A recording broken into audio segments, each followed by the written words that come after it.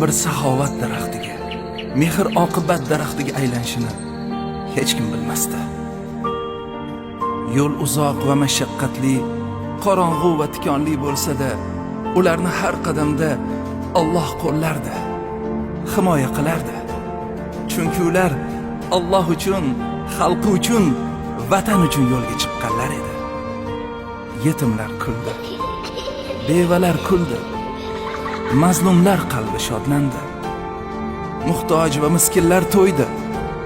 Yurtga barokat keldi ortidan, mehr keldi, shukr keldi ortidan. Shunday bo'lsinki, sizlar uchun bosh silaydigan yetimlar xulosini dunyoda farzandlar ilohi sizga o'xshagan saxovat pesha insonlar bo'lsin. Bir tan bo'ldi ular, bir jon bo'ldi ular, go'yoki sahobalardek, tug'ishgan aka-ukalardek.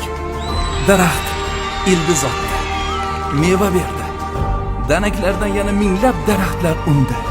Endi uning cheki yo'q, endi uning oxiri yo'q. Endi ular jannatga qarab yo'l olgan yaxshilik elchilari.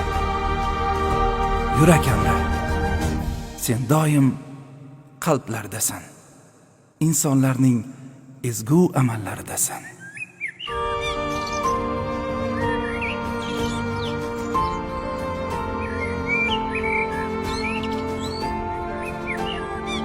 Bugun endi boshqacha.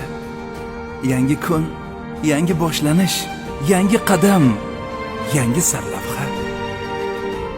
Bir zarra, bir zum ham shubha yo'q, gumon yo'q.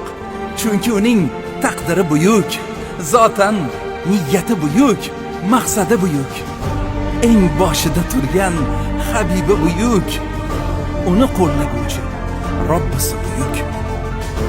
Vaqf xayriya jamoat fondi.